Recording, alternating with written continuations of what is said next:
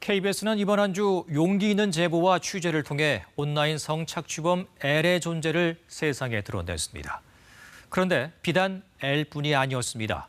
법원 판결문을 입수해 살펴보니 인터넷 강사, 초등학교 교사들까지 아동을 상대로 성착취물 범죄를 저지르고 있었습니다. 황다혜 기자가 단독 보도합니다. 누적 다운로드 1,000만 회가 넘는 인기 모바일 게임. 13살 A양은 이 게임을 통해 손모 씨를 알게 됐습니다.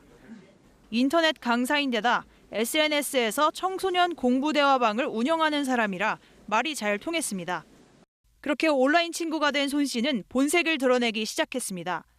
호기심을 부추기며 음란물을 보내더니 그걸 미끼로 협박과 성착취가 이어졌습니다. 음란물 본 사실을 주변에 알리겠다. 그게 싫으면 영상을 찍어 보내라. 15살 B양도 같은 게임에서 손 씨를 만났습니다.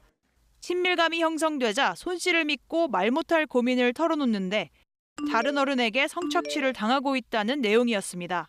그 고백은 추가 범행으로 이어졌습니다. L이 그랬던 것처럼 손 씨도 피해자에게 성착취물 협박으로부터 도와주겠다며 손길을 내민 겁니다. 이처럼 개방된 공간이었지만 손 씨는 피해자를 인근 건물 남자 화장실로 데려가 직접적인 성범죄를 저질렀습니다. 말상대가 되어주고 도와주는 척하더니 성을 착취하는 이 수법. 석 달 동안 미성년자 9명이 손 씨에게 당했습니다. 1심에서 그는 징역 12년을 선고받았습니다. 자존감이 아직 만들어지고 있는 상태이기 때문에 그러니까 우리가 볼 때는 상식적인 그런 위협이나 협박인데도 불구하고 당할 수밖에 없다라는 것이죠. 현직 초등학교 교사가 초등학생을 상대로 성착취물을 제작하기도 했습니다. 확인된 피해 학생만 124명에 이릅니다. 현직 교사인 김모 씨는 아동 심리를 너무도 잘 알고 있었습니다. 어른처럼 대우해주는 척하면서 몸매를 보고 싶다고 하는 등 성적으로 유인하는 그루밍 수법을 썼습니다. 1,900여 개의 성착취물이 그렇게 제작됐습니다. 김 씨는 2심에서 징역 18년을 선고받습니다. SNS로 접근하고 심리를 이용하는 성착취 수법. 범죄자 L은 어디에나 있었던 겁니다.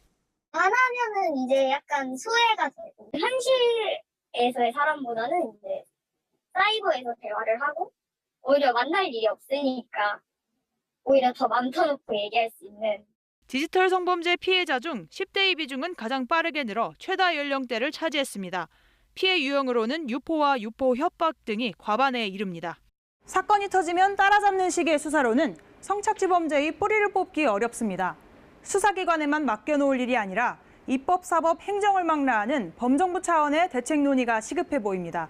KBS 뉴스 황다혜입니다.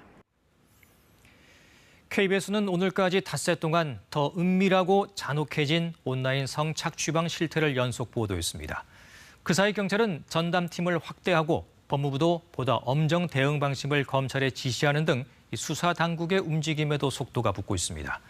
다시 한번 강조해 말씀드리지만 이런 성착취 영상을 만든 사람은 물론 영상을 본 사람 역시 처벌받을 수 있습니다. 꼭 유념하시기 바랍니다. KBS는 앞으로도 이 문제가 끝날 때까지 계속 관심을 갖고 후속 보도를 이어가겠습니다.